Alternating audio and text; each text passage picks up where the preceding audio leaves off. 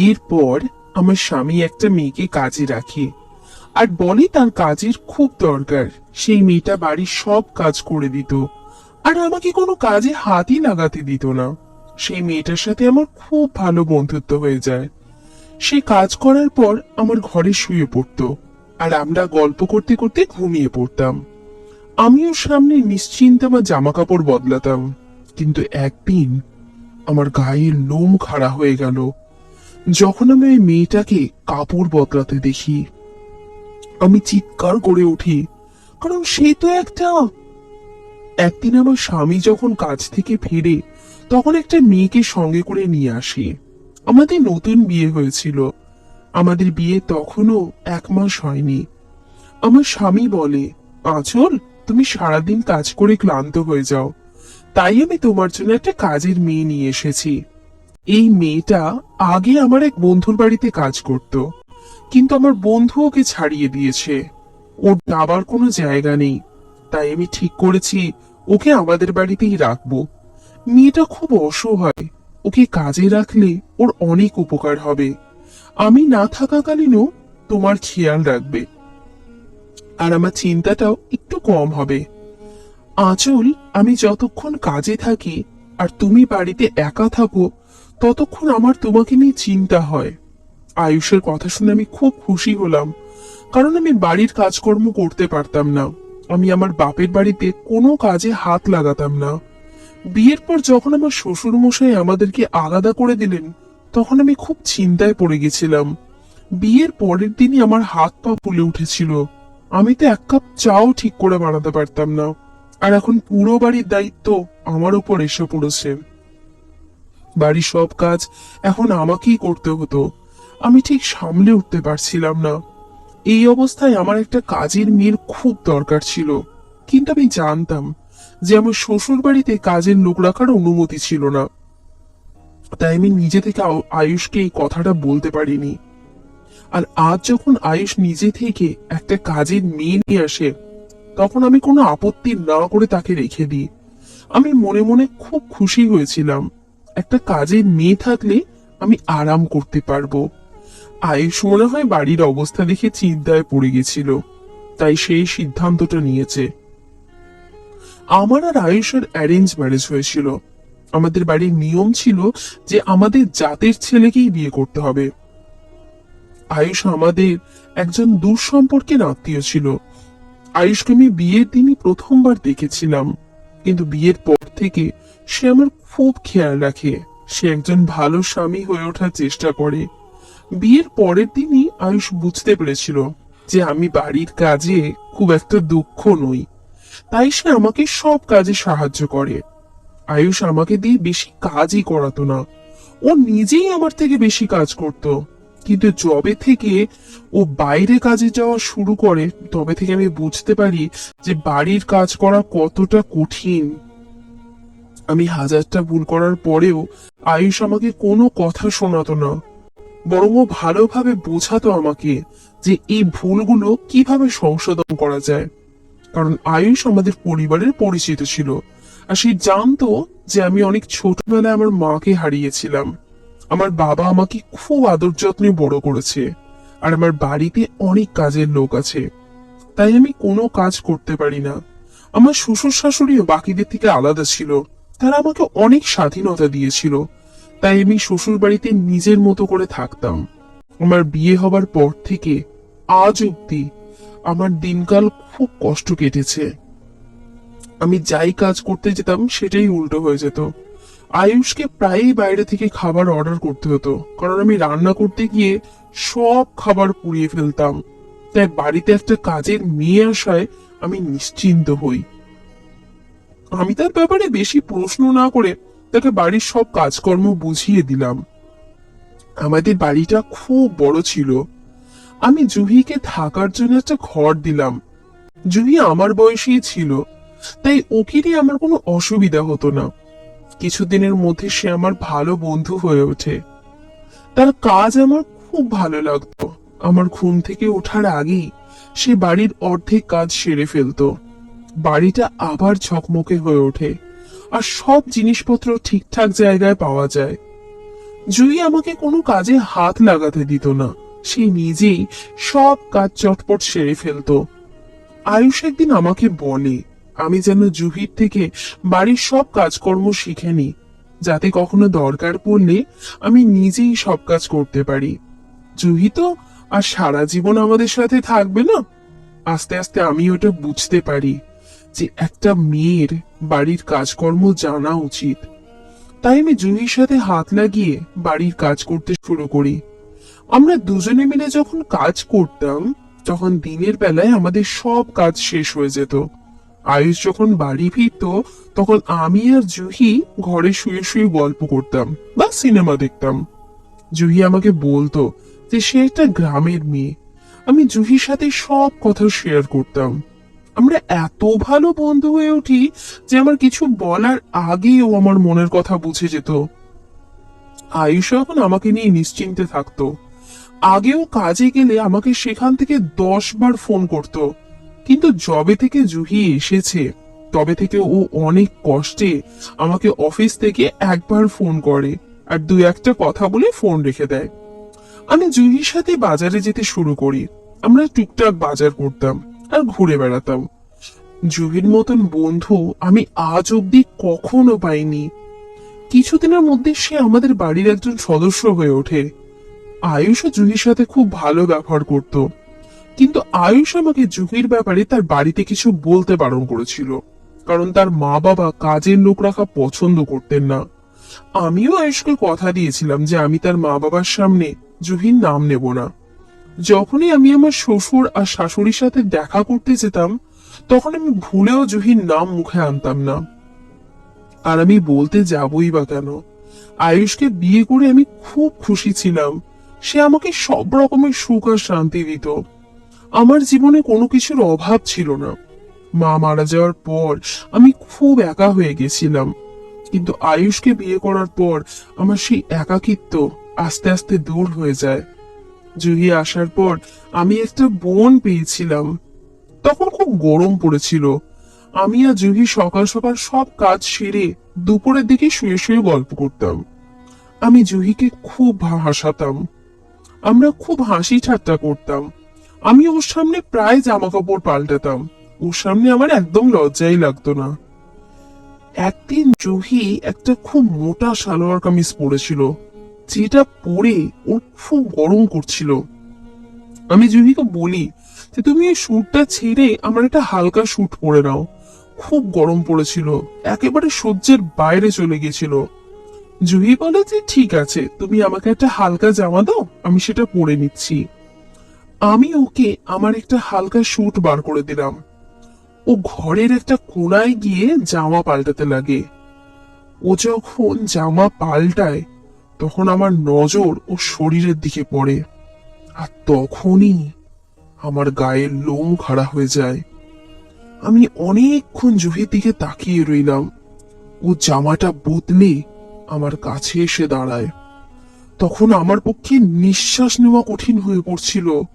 আমি এতদিন ধরে যে জিনিসটা লক্ষ্য করিনি, সেটা আজ আমার চোখে পড়ে। আমাকে দেখে জুহির সন্দেহ হয়। ও আমাকে জিজ্ঞেস করে আমার কি হয়েছে। আমি ওর কথার কোনো উত্তর দিইনি। আমি শুধু ওর গলার আওয়াজটা শুনছিলাম। আজ ওর গলার আওয়াজ শুনে আমি একটা জিনিস অনুভব করি। জুহি আসার পর আমি এতটাই খুশি হয়েছিলাম যে ওর সত্যিটা আমার চোখেই পড়েনি। আমি ওর চোখের দিকে তাকিয়ে রইলাম। আমার স্বামী আমার থেকে এত বড় একটা কথা লুকিয়ে গেছে। আমি এই প্রশ্নটা আয়ুষকে সরাসরি করতে চাই। আমি জুহিকে এখন কিছু বলতে চাই না। আমি ওকে বলি যে আমার ঘুম পাচ্ছে, ও যেন নিজের ঘরে চলে যায়। আমি একটু বিশ্রাম করতে চাই। আমার আচরণে জুহি খুব অবাক হয়। আমি ওর দিক থেকে চোখ ফিরিয়ে নিই। ও বাধ্য হয়ে ঘর থেকে বেরিয়ে যায়।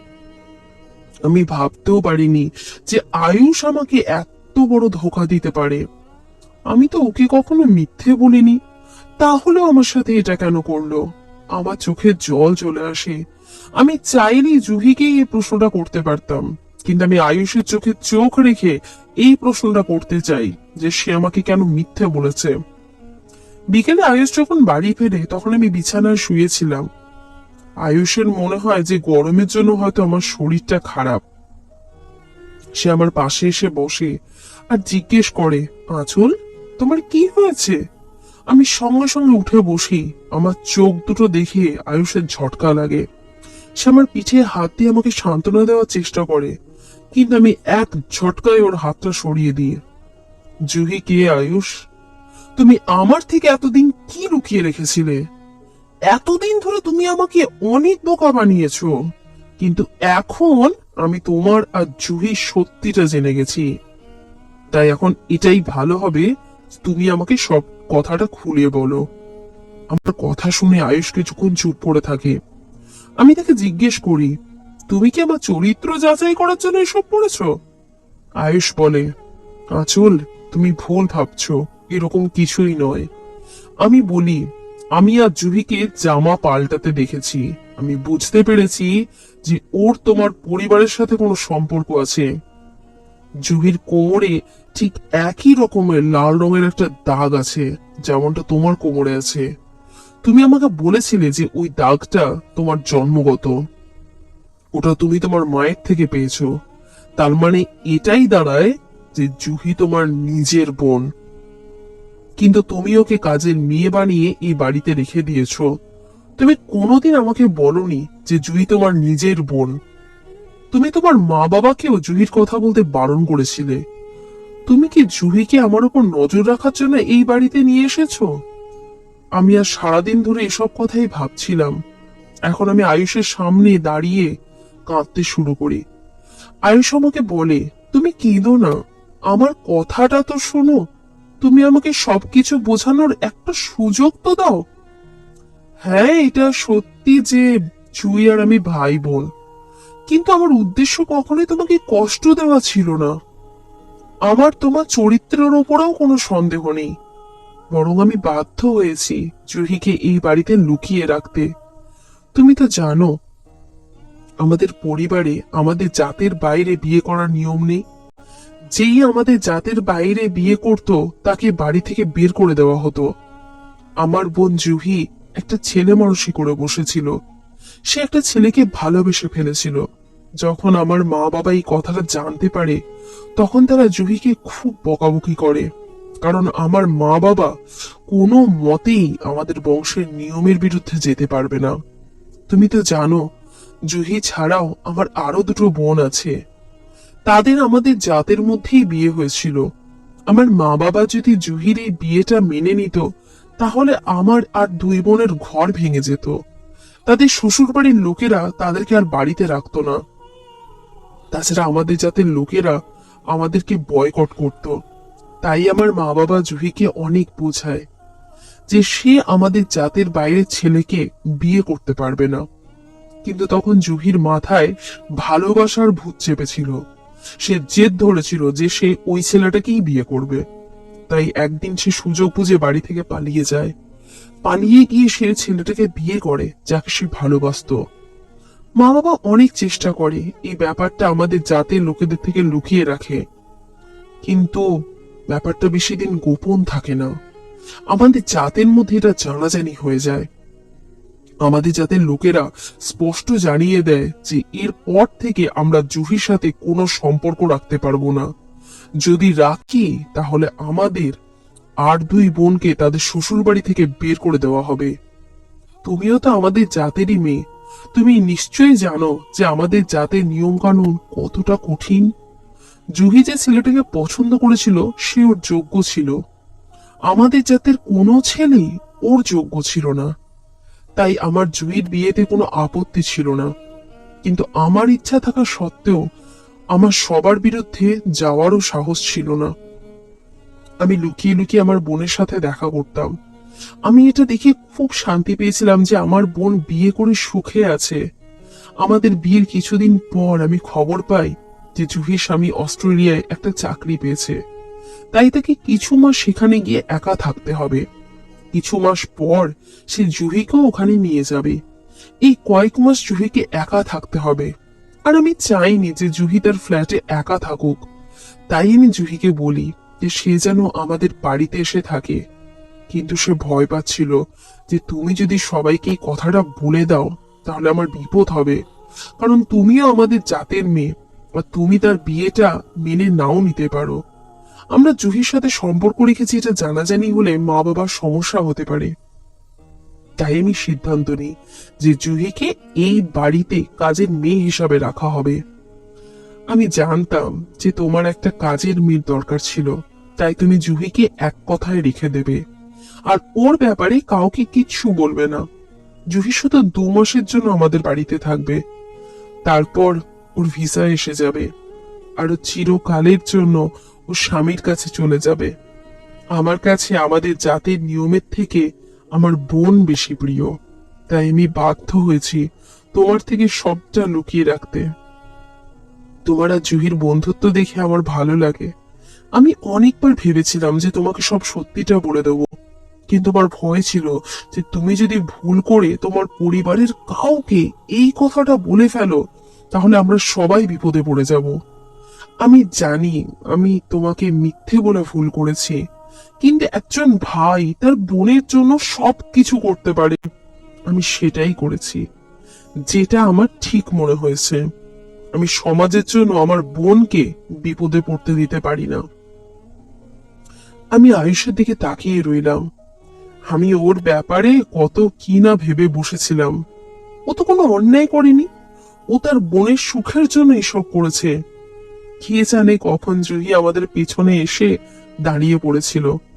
আমার চোখের জল দেখে সে আমার পাশে এসে বসে আর বলে, বৌদি, আমাকে ক্ষমা করে দাও। আমি তোমাকে কষ্ট দিতে চাইনি। আমি যা করেছি বাধ্য হয়ে করেছি। আমি জুহির হাত ধরে বলি, সে এখনো আমার খুব ভালো বন্ধু, আর আমার বন্ধুর আমার কাছে ক্ষমা চাওয়ার কোনো প্রয়োজন নেই। আমি জুহির সাথে অনেক ভালো মুহূর্ত কাটিয়েছিলাম, আর ওকে মন থেকে আমার বোন মনে করতে শুরু করেছিলাম। জুহি ভালোবেসে বিয়ে করেছিল, আর সেটা কোনো অন্যায় নয়। এটা সত্যি যে আমাদের জাতে লেখাপড়া জানা শিক্ষিত ছেলে খুব কম ছিল। আমাদের জাতির এই বাজে নিয়মের জন্য সব বাবা মা বাধ্য হয় তাদের লেখাপড়া জানা মেয়েদের একটা অশিক্ষিত ছেলের সাথে বিয়ে দিতে। আয়ুষকে দেখে আমার গর্ব হয় যে সে তার বোনের খুশির জন্য সমাজের বিরুদ্ধে যেতে প্রস্তুত ছিল। মাস 2 পর জুহি বরাবরের জন্য অস্ট্রেলিয়া চলে যাবে। আমি জুহিকে কথা দিই যে আমি তার কথা কাউকে বলবো না, আর আমি আর আয়ুষ চেষ্টা করব আমাদের জাতের নিয়মগুলো পাল্টাতে, যাতে আমরা আমাদের মেয়েদের একটা ভালো বিয়ে দিতে পারি। সেটা জাতের বাইরে হলেও কোনো ক্ষতি নেই। আমি আর জুহি একে অপরকে জড়িয়ে ধরে খুব কাঁদি।